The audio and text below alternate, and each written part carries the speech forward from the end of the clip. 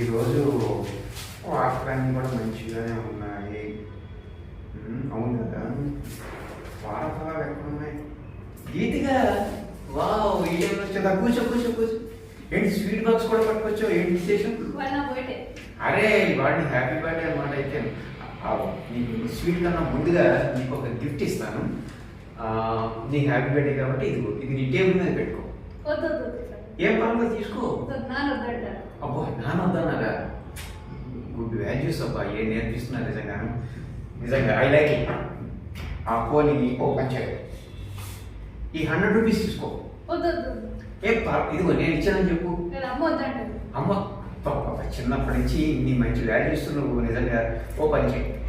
నీ happy birthday కాబట్టి happy birthday to you. Okay, అవును గీతిగా, గిఫ్ట్ ఎందుకు వద్దన్నారు అమ్మా? అదే లేదు, 2000 కంటే తక్కువ ఏ ఎదవిచ్చిన అమ్మ తీసుకోదండి.